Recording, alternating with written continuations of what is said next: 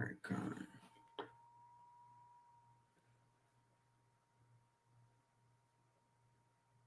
Shalom, shalom. I'm checking the stream now.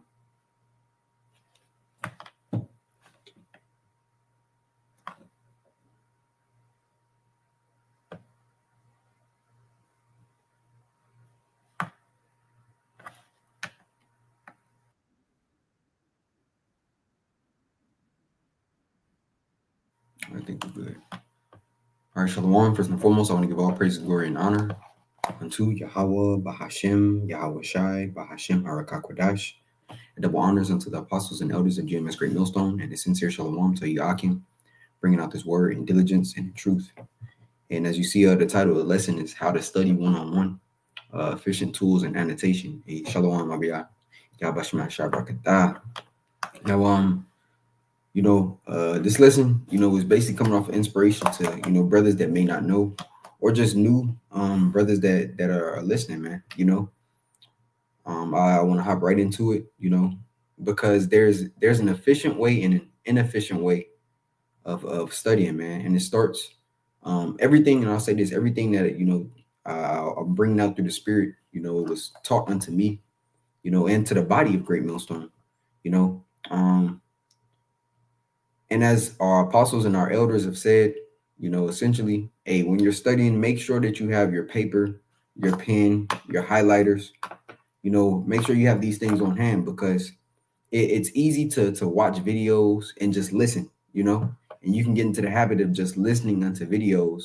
And yeah, you pick up, certain precepts or sayings from it, but it's much more efficient, to get in it, man.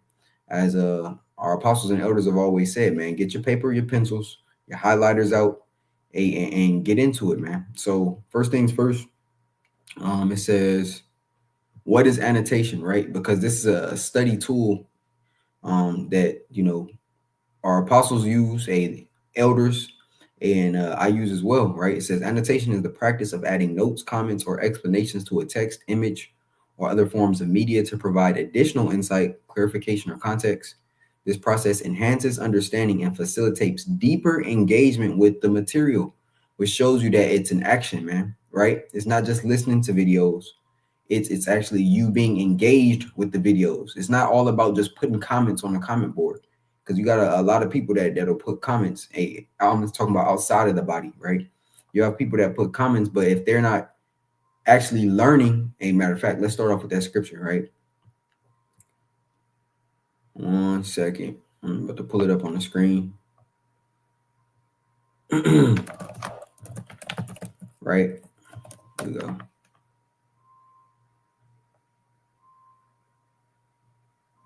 Here we go. There's Proverbs 4:7. Well, brothers can see it. Here we go. Yeah, Proverbs 4. As a matter of fact, I'll start here at 5. It says, get wisdom, get understanding, forget it not, neither decline from the words of my mouth. Forsake her not, and she shall preserve thee. Love her, and she shall keep thee. Right? The scripture tells us that wisdom will meet you, right, in every thought. So like it says that wisdom will meet you in every thought, man, right? Now, this is the point. Proverbs 4:7. Wisdom is the principal thing. Therefore, get wisdom, and with all thy getting, get understanding. Right? So what good is it, to just be watching the videos and not get understanding from it? To just be watching and be like, oh, whoa, yeah, I heard that lesson. Hey, but now you don't understand it. You have no precepts that you can pull.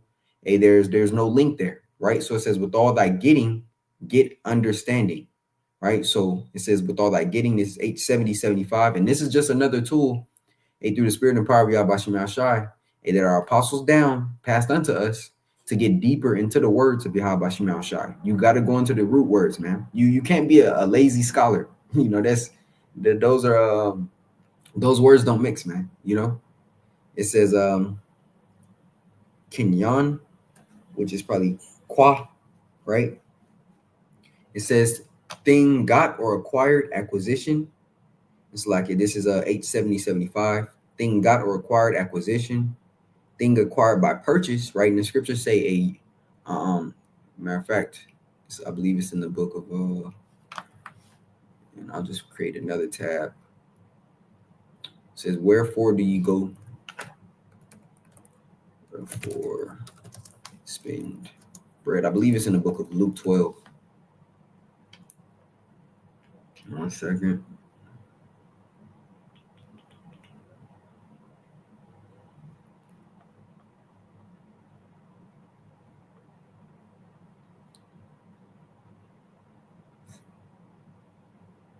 So we can spend that bread. Isaiah 55, Salah. Here we go. This is Isaiah 55 and 2, right? Because the scriptures speak about for precept must be upon precept, precept upon precept, line upon line, line upon line, right? So this is how we connect, ultimately the big picture through the spirit, right? From precepts upon precept. Now it says thing got or acquired, thing acquired by purchase. Now we understand that the scriptures say, buy the truth, sell it not, right? And ultimately you're buying it with your time, with your attention, right? So as we go here, oops, here we go. Right? It says, wherefore, Isaiah 55 and 2, wherefore do you spend money for that which is not bread, and for your labor for that which satisfieth not? Hearken diligently unto me, and eat ye that which is good, and let your soul delight itself in its fatness. Right? A matter of fact, I'm gonna start at the top. It says, ho, everyone that thirsteth, come ye to the waters, and he that hath no money, come ye and buy. And how can you that have no money come and buy with that time, with that attention, with that dedication, that is all supposed to be directed towards Sophia, man, which is wisdom through Yahweh Shema Shai, right? It says, come ye buy and eat. Yea, come buy wine and milk without money and price. And wine and milk are significant for what? Doctrine, right? Milk being what the baby steps, or the foundation of milk, of bread, so forth and so on, which our apostles always tell us, master the milk, man.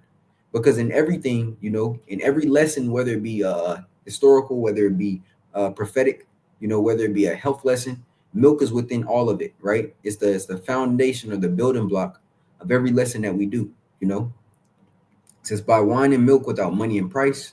Wherefore do you spend money for that which is not bread, and your labor for that which satisfieth not? Hearken diligently unto me, and eat ye that which is good, and let your soul delight itself in fatness. Right? So you spending that time, that attention towards the scriptures, is ultimately what's going to allow you to grow. Does not the scripture tells us, Isaiah 33 and 6, and wisdom and knowledge shall be the stability of thy times, and strength of salvation. The fear of the Lord is his treasure. And when you go into that word, wisdom and knowledge shall be a stability, right? And that word right there is a amawan or amawana, which means faith, right? So to get back to the point here, right? Because this is all, as the scripture says, rightly dividing the word of truth. And I'm gonna show, in one of my old swords, what annotation looks like, man. So let's get back here. Lord, well, how's the stream? All right. Con. I think we still good. 1 second. Still con, right? So it says, what is annotation? It says annotation is the practice of adding notes, comments, or explanations to a text, image, or other forms of media to provide additional insight, clarification, or context. This process enhances understanding and facilitates deeper engagement with the material. So throughout every lesson, man, have your pen, have your highlighter, and have your sword open, right? So I'll just show through, my old apocrypha, right? And when you look at brothers' swords out on the highways and hedges, brothers went through, multiple swords, man. Because when you actually using it, it gets beat up, man. You have your tape on it. You may be missing a back page, or your pages look, torn, but that's because we're actually using it. You go into the Christian church and look at the Bible that they got in the front, and it's pristine condition, man. Never been flipped open. A certain chapters will never be read, or looked at, because that's just not how they function. They ultimately don't have the spirit of Yahweh Shema Shai within them, to navigate, the holy word, man. So I'll go to just this particular chapter, right? This is Second Esdras, just to show, right? Second Esdras 6, right? And you see, Lord will, hopefully you can be able to see it. But in the margins, you mark um in the margins your precepts that are links, right? So I'll just show it here. You know, you may not be able to see it, but that's second Ezra 6 and 55, right? Well, you can see. But this is how you study. Once you see, or you may hear a precept, right? You're listening, boom. Let's see, we're going into second Ezra 6 and 55. All this have I spoken before thee, O Lord, because thou madest the world for our sakes. Now, through time, through watching various lessons, through a getting more understanding, and you see, okay, what links with second Ezra 56? What's the topic at hand? And that's the key about annotation. You're ultimately creating a spark notes or a simplified version of what you're reading in order to break down the main points, and from there you have subtopics, so forth and so on, man. But you're capturing the purpose of what you're reading, you know. And as we see here, it says definition and annotation is a note added to a text or diagram that explains, comments on, or provides additional information about the content, right? So next to my second Ezra 6, right, I have second Ezra 5 and 23, right? And when you go to second Ezra 5 and 23, it says what? And said, O Lord, thou bearest of every wood of the earth and of all the trees thereof, thou hast chosen thee one vine. And when you continue to read, it says, of all lands of the whole world, thou hast chosen thee one pit, and of all the flowers thereof, one lily. Right? So how does this match? It matches because it's speaking that the Lord has favorites. Yahweh Bashem Yahushua has favorites, man. Right? And he set aside what's special unto him, what's nigh unto him, right? And here it is, it's naming what the Lord's favorites are, right? What Yahweh's favorites are. It says, thou hast chosen thee only one vine, and of all lands of the whole world, thou hast chosen thee one pit, and of all the flowers thereof, one lily, and of all the depths of the sea, thou hast filled thee one river, and of all the builded cities, thou hast hallowed Zion unto thyself, right? And of all the fowls that are created, thou hast named thee one dove, and of all the cattle that are made, thou hast provided thee one sheep. And among all multitudes of people, and this is the point, thou hast gotten thee one people, and thou gavest this people whom thou lovest, thou gavest a law that is approved of all. And now, O Lord, why hast thou given this one people over unto many, and upon the one root hast thou prepared others? And why hast thou scattered thy only one people among? So this is just a correlation or a connecting scripture unto that second Ezra 6 and 55, right? And then you got what Isaiah 40, right? So these are links that you should be putting and should be connecting not only in your mind, but also in your sword, man. Because sometimes we forget, but you want to make sure that these precepts that are marked are automatic. It's the same thing when you're out at camp. You're bringing out precepts that connect into the topic. Well, study the same way, right? Make sure that your studying is efficient, right? Because a lot of times you're just in the motion of listening to a video. No, get into it, man, right? Matter of fact, I want to grab another precept here, right? And this is, and hey, it starts with our apostles down, man. Our apostles and our elders, because they set forth these steps in which we're walking in, man. As the scripture says, we've entered into other men's labors, right?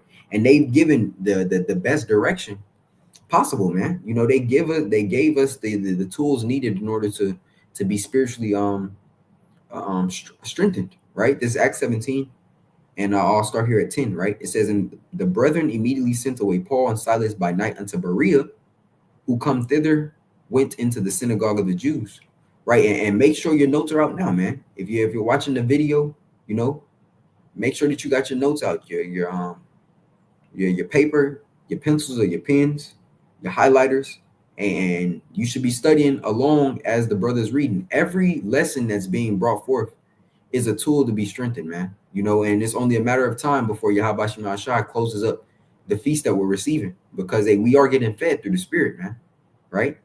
But this is another thing that our apostles always say: go into the words. Don't be scared to click on a word and get the understanding, man. You can't be lazy and be a prophet. It just doesn't line up, man. You have to go into the words. So for the church of Berea, for example, right, in Acts 17 and 10, and I'll read it again. The brethren immediately sent away Paul and Silas by night unto Berea, who coming thither went into the synagogue of the Jews. And I know, like, it's funny, because brothers, of all ages, essentially, we're in school and things like that. And, certain brothers never touch a book again until coming into the knowledge of the truth. And you're required to read, you're required to study in order to grow. So it's sometimes a shock to the system when you haven't been in that study mindset or that study spirit, but hey, this is a requirement for Yahweh Shemel Shah, right? So just in this example, the Church of Berea, right, which means well watered. And how is that spiritual of spiritual significance? Hey, that means what? They had the understanding. The scripture is going to say that they searched the scriptures, and being well watered is well fed through the spirit. A great understanding of what needs to be known, right? So it says well watered, right? And I'm gonna go back, Salak. Oops. Let's go back. Berea equals well watered. So as we continue to read, 11, it says, these were more noble than those of Thessalonica, in that they received the word with all readiness of mind and searched the scriptures daily, whether those things were so. And as the apostles always say, man, hey, don't believe me, look it up. And that's the thing, Jake, don't look it up. Now the apostles ain't just saying whatever on saying anything on their video. No, it's still coming through the spirit. But you can just hear something, and hear it and hear it and hear it. But the moment you look it up, and actually read the words or rewriting the scriptures, man, you should have a notebook filled. You should have multiple notebooks filled with notes, man. Multiple notebooks filled with notes for precepts, for breakdowns, for understanding. That's part of us. Being studious is within our culture, man. Is within our nationality. It's who we are. It's part of the fabric which makes us Israelites, man. We're a well watered people, right? When in the proper spirit, So let's look up this word Thessalonica, right? And this is part of the annotation, going deep within the scriptures, man. We just read that the Church of Berea searched the scriptures. Well, this is us searching the scriptures, right? It says, so the word Thessalonica, this is G2332, and it reads, it said, a celebrated and populous city situated on the Thermaic Gulf, capital of the second. They were the fourth division of Macedonia and the residence of a Roman governor and quaestor. It says in the anciently called Thermi, but was rebuilt by Cassander, right? Which is one of the four generals, right? You got Lachemakis, Cassander, Ptolemy, and Seleucid, right? It says the son of Antipater, and called by its new name, which appears in honor of his wife Thessalonica. Right here, it means what? Victory of falsity, right? That's what Thessalonica means. So as we go back and read this precept, here it is. It says, they were more noble than those in Thessalonica, in that they received the word with all readiness of mind and searched the scriptures daily, whether those things were so. And it takes time, man. It takes time. But that's why the scripture says this, which I want to grab, and I'll head back into this. There's a Sirach 38 and 24, right? It says, the wisdom of a learned man cometh by opportunity of leisure, and he that hath little business shall become wise. Meaning what? Hey, you setting that time aside to actually get into Sophia, man. You have to take that opportunity of leisure, the time where you could be, watching movies, the time where you could be, dealing with your woman, the time where you could just be in folly, whatever it may be. We're still men, and you want to, you have your little hobbies or whatever that you enjoy. Hey, but you have to make sure that you're attending into the ministry, man. Right? It says the wisdom of a learned man cometh by opportunity of leisure. Matter of fact, another tool in which the apostles,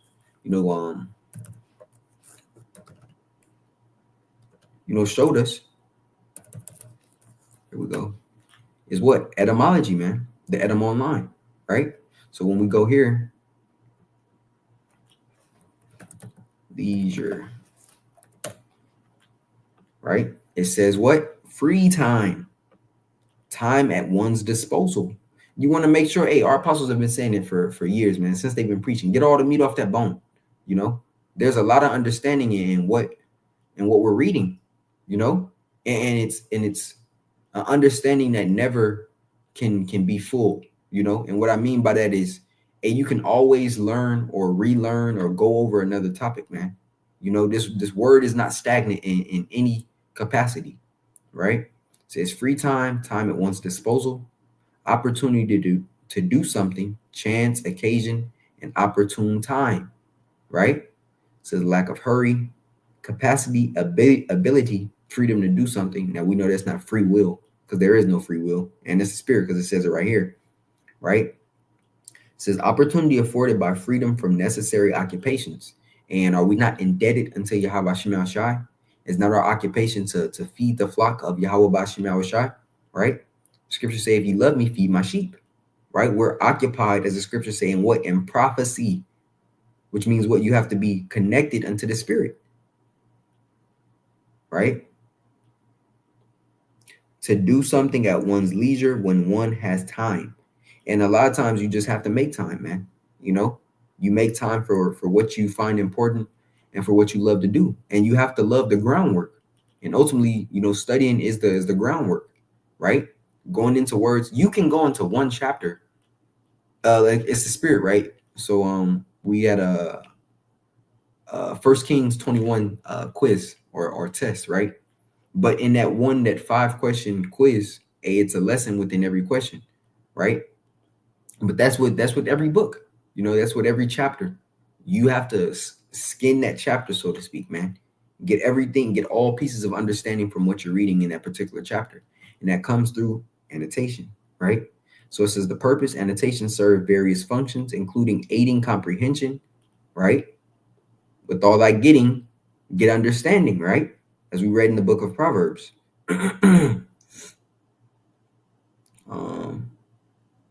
Slacky, we didn't read that yet. 1 second. I gotta read that. I don't think I read it yet, but I'll get to it. But to go back here, right? It says, matter of fact, now I'm gonna ask them to give me an image, right? And AI is another tool. I remember when, it wasn't as popular, as it's grown. I've been using AI for studying, for a little moment. But it says annotations serve various functions, including aiding comprehension, highlighting important points, posing questions, or offering critiques. They are commonly used in literature, academic texts, legal documents, and digital media, right? Synonyms for annotations. Matter of fact, let's look at what annotation is in the Edom. Annotate.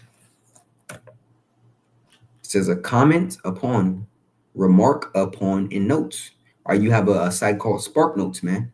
And it's essentially just annotations on every chapter of a particular book that you're interested in knowing, man. Right? It's a Spark Notes.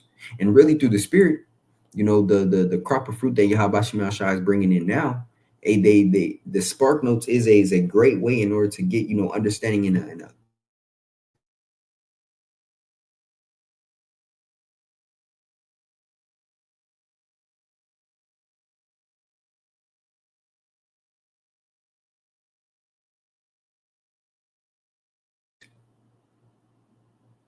to note down. And that's why the apostles and elders always say, make sure you have your paper, your pencils, your highlighters out, man, and mark in your scriptures, mark in your sword. I'm not saying anything new. I was taught it as well. But I know it's brothers and sisters who may be new, specifically brothers, because the flock of the Lord's pasture are men, but who are new unto the body and may not know how to study, right? So, all things unto edification, right? It says observe, remark, note down, to mark, to note, to make a note, to mark, sign, means of recognition. So that's for the word annotate, right? Let's see if you see more here. All right, that's the point. Now to get back, here we go. Share this tab. Give a visual representation on good annotations. All right. Says here's a visual, original text. Matter of fact, show me a picture. Let's see if it'll do it.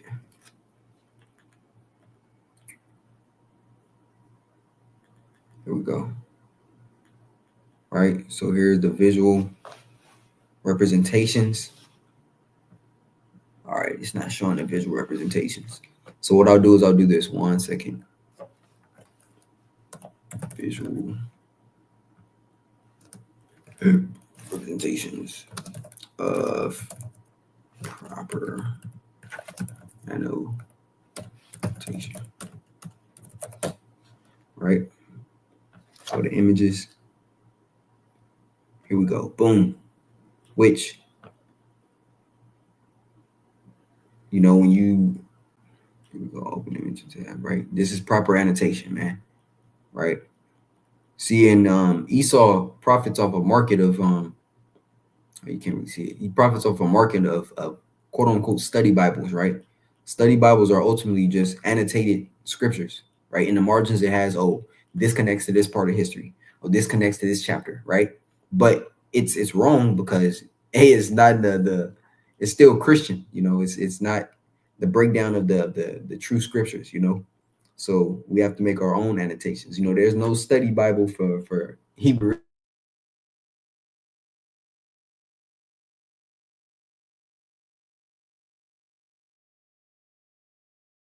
11:7, right? You can't really read it, but the point is, here it is. You have the main text in the middle here, and every highlight is an important topic, whether it be main or sub. And then you have notes on each of those highlights within the margins. So that's ultimately what annotation is. See, a person will just read, let's just say these 2 paragraphs, for instance, right? And they'll just read through it, and in their mind will automatically, um, lock in, what was important into their mind. But you miss out on various parts of the text if your mind can't grasp it all, right? So you make these notes in order to get the whole roll, man, in order to get all the meat off the bones. And I'm gonna keep saying that saying because it's an important saying that our apostles use, right? So when we go back, matter of fact, to this here, and I'm gonna read again. Proverbs 4:7, wisdom is a principal thing, therefore get wisdom, and with all thy getting, get understanding. And that's through efficient studying. Efficient studying, man. Now I want to grab, because I was reading in the book of Acts 17, right? The church of Berea versus the church of Thessalonica, right? And it said they searched the scriptures daily, right? So it says these were more noble in those in Thessalonica, in that they received the word with all readiness of mind and searched the scriptures daily whether those things were so, right? So when we go into search the scriptures daily, right, or searched, right, G350, and Acrino says to examine and judge, to investigate, examine, inquire into, scrutinize, sift, question, specifically in a forensic sense of a judge to hold an investigation. And I like how this worded right here, right? Because when you take a look at forensics, all details, you know, um, need to be examined, right? And it may be one speck of something, that you can't see with the naked eye. But once a certain light is shined upon that speck, you see a pattern, and not only do you see a pattern, but you see clues, right? So in essence, when you're studying, and you have to shine the light, well, the light is shining through you, through the spirit and power of Yahweh Shema Shai. And we're being forensic scientists, quote unquote, unto the scriptures, because we're paying attention to every specific detail, right? When we go into the scripture, it says not one jot nor tittle. Matter of fact, I want to finish this out and then I'll grab that, right? It says specifically in a forensic sense or sense of a judge to hold an investigation, to interrogate, examine the accused or witness, right? Ultimately, to discern, to examine, right? It's an examination right here. Strong Thayer's Greek's lexicon. It says what? By looking through a series of objects or particulars to distinguish or search after, to investigate, examine, inquire, sift, right? And through the spirit, and we're discerning, we're examining, and we're ultimately learning in order to get a better understanding. And I like this precept here in the book of Matthew, right? Matthew 5, right? Because this goes along with the topic, right? And I'm gonna start at 17, but the point is in 18, and specifically one jot or tittle, right? It says, think not that I am come to destroy the law or the prophets. I am come not to destroy, but to fulfill. For verily I say unto you, till heaven and earth pass, one jot or one tittle shall in no wise pass from the law to all be fulfilled. Now, the reason I got this or grabbed this precept is because what is a jot or a tittle, right? Because that previous precept was speaking on forensics, right? Matter of fact, let's go into what forensics means. This is how you got to search, man. You can't be lazy. Can't be lazy. It says pertaining to or suitable for courts. Forensic medicine. Let's see if it has any more. Let's do this. Boom. What do forensic scientists do? All right. And I believe the word science means to know, man. Right? It says forensic scientist plays a crucial role in criminal investigation by applying scientific method to analyze evidence and help solve crimes, right? Their work bridges the gap between science and law, ensuring that justice is served through meticulous and unbiased analysis. Ultimately, meticulous and through the spirit, right? Meticulous is playing a very important attention to detail, right? Right? It says meticulous, and it's beautiful how words change. But here it says meticulous means fearful or timid, right? In the 1530s, so that's the actual root and what the word actually means. It's in its essence of when it was created, right? It says it began to return to English in a sense of fussy about details, right? So that's the new speak. Now it meaning being fussy about details or paying close attention unto details, right? And it's something that I just learned, right? Right. So being fussy about details, right? So let's get back to it. Where was I? Jot and tittle, Salakia. So going back here, right? It says not one jot nor tittle. What is a jot, right? Because this is specifying about details, right? It says jot. It says iota or iota, right? It says the Hebrew letter, the smallest of them all, hence equivalent to the minutest part. It says here, it says for a very small part of anything. So not one jot or tittle, meaning what? Every detail counts. Every precept, every word within the scriptures is important, you know? So not one jot nor tittle. So you got to pay attention to all the details. That's ultimately, what it means, right? So when we go here, oops, I think I stopped sharing. Okay, here we go.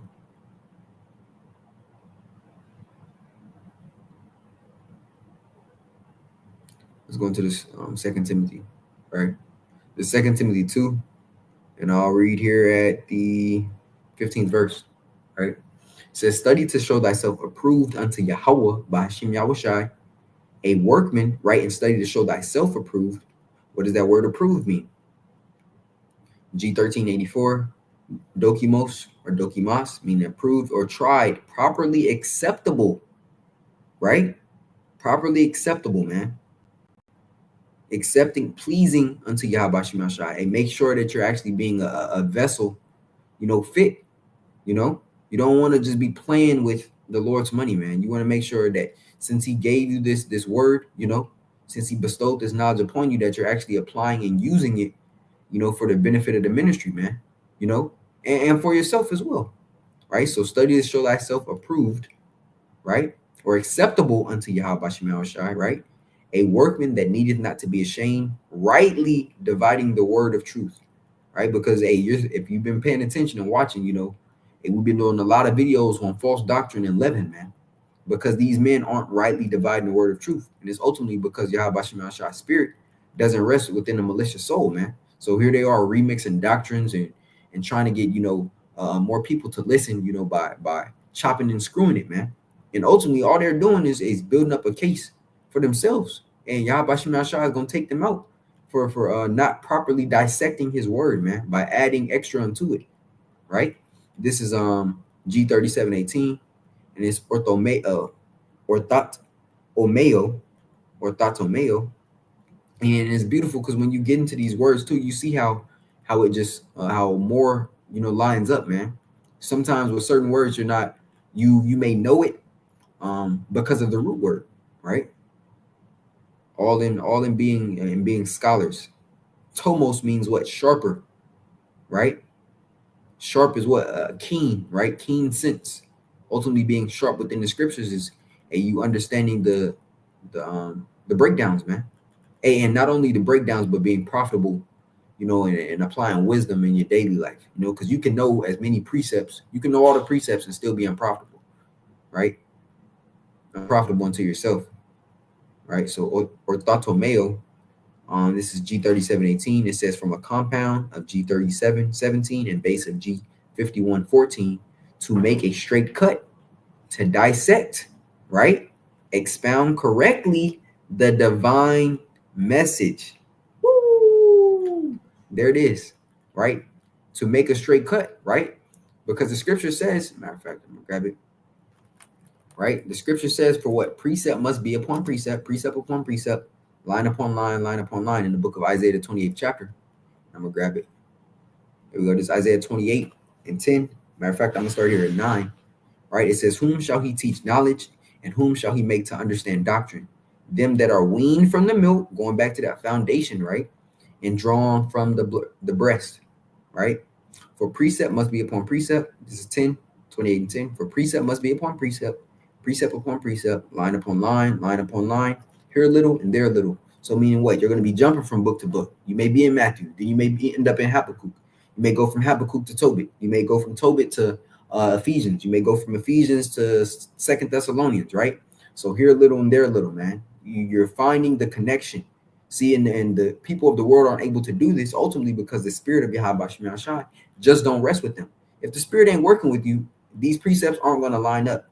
You can teach Jake all about the false doctrine of the virgin birth and go through every scripture. You can go into Isaiah, you can go into the book of Matthew, you can go into Luke, you can go back into the law with Mary basically adhering unto the law of being unclean from a male child, right? You can go through all these precepts, but if Yahweh Shem Shai ain't supping with that man in his mind, through his spirit, all that is it's not gonna make any sense to him, right?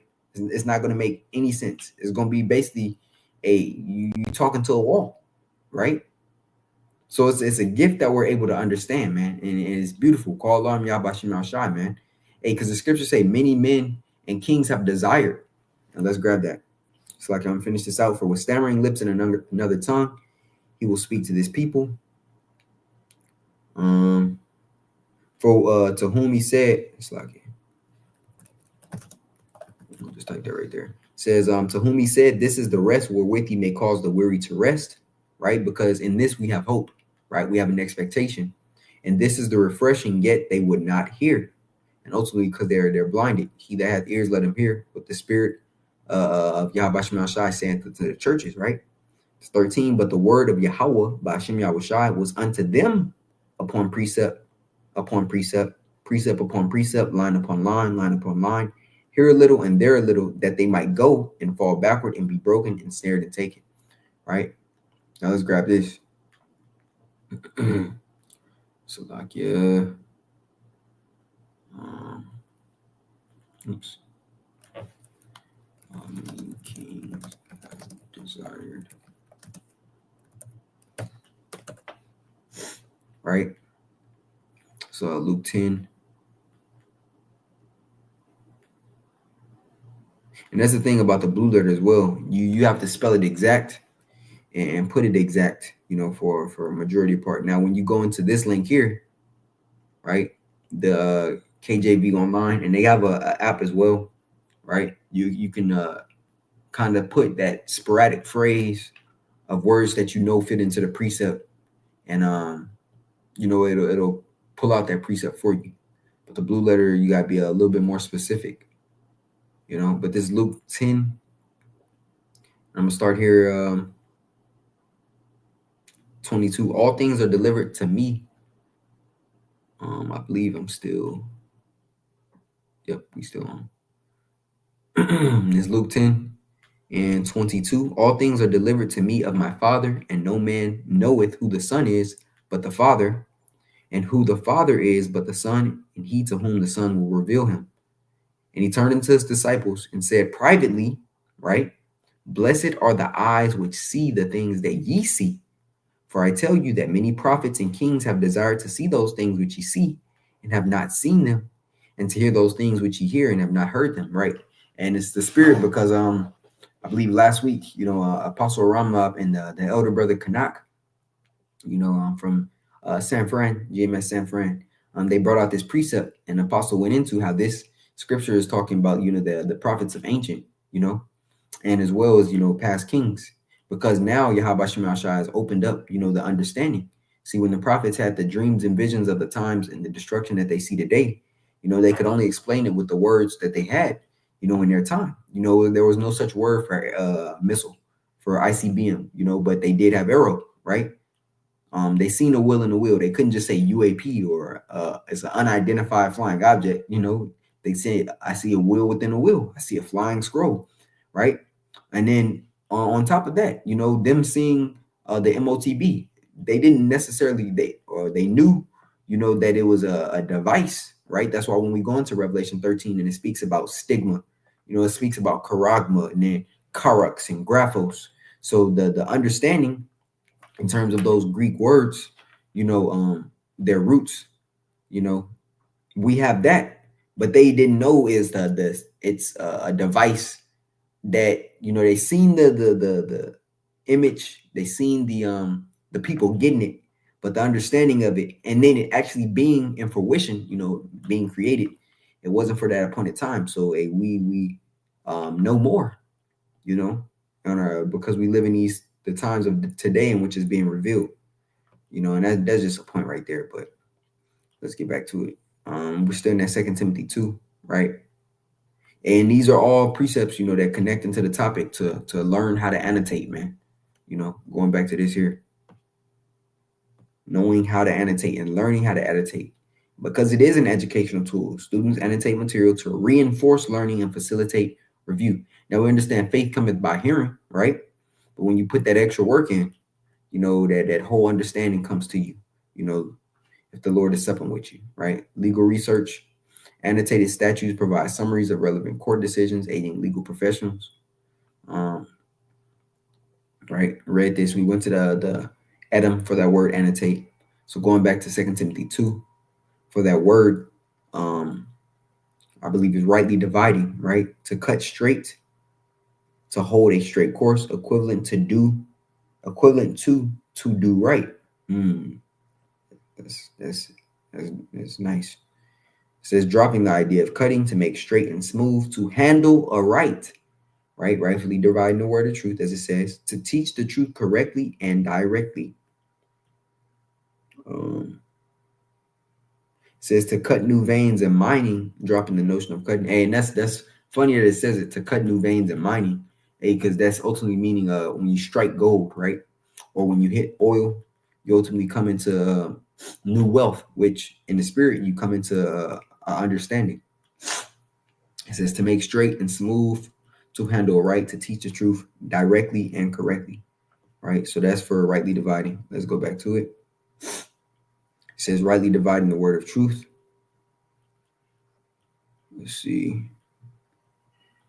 That was a point. Let's see if I have any more precepts. Luke 10. Okay, read that. Read this. I read Proverbs 4. Matter of fact, I'm gonna read 20. All right, this Proverbs 4:20. It says, my son, attend to my words, incline thine ear unto my sayings. Let them not depart from thine eyes. Keep them in the midst of thy heart. And when we go into this word attend, A7181, Kwasab or Kwashab. Kwashab. Kwashab, right? It says to incline and tend of ears, to be attentive, to hearken, to pay attention, to give attention, to cause to attend, to mark, right? To prick up the ears. That's the point. All right, there. We read that. We read this. Read that. I'm gonna finish out. I'm gonna read this again. Yeah, I'm gonna pretty much close out, man. Make sure I hit all my precepts. Gone. Hey, but this is also a part of being hot, fervent for Yahweh Hashem Yahshua. As Apostle Tar always brings out, the precept and revelation about a not being lukewarm but being hot, right? So I'm gonna share this one more time, right? Sirach 38:24. The wisdom of a learned man cometh by opportunity of leisure, and he that hath little business shall become wise. Get into the precepts, man. Get into the chapters of history, and annotate them, break them down through the spirit. And another thing as well, literally, you can go on YouTube and I'll show it, man. I'll show it. I'll show it 1 second. Daniel, let's just say Daniel 5, right? Great millstone. You can literally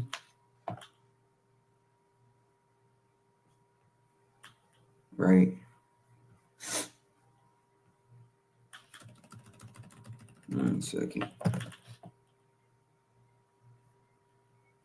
Because I know I did a lesson on this as well.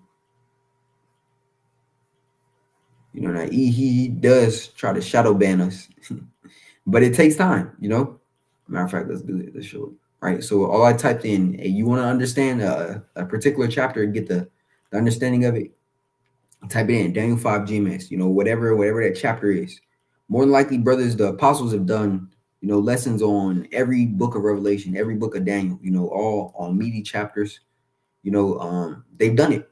Just type it into the search bar and you'll have to search for it because, as I said, we do get shadow banned. But eventually, if the spirit is supping, and you putting in that effort, the Lord allow you to actually find that video, man. So that's the point right there. Not to make the lesson, I know it's already too lengthy, a little lengthy, but it is what it is. This is how you study, And for brothers that may not know or just haven't been in that, scholarly mentality, it's required here, especially at Great Millstone, man. You gotta get into it. It's part of how we have to move, especially if we're calling ourselves prophets of Yahweh Shemir Shai. You have to know, man, right? You have to know. So that's pretty much the point. And I'll show a little bit more, right? Just to, I got old swords. I don't have my oldest sword with me. It's in my bag. I don't have it at the table. But I'll just show this, right?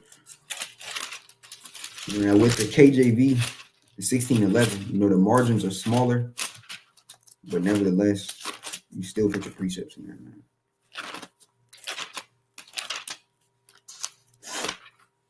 All right, let's go.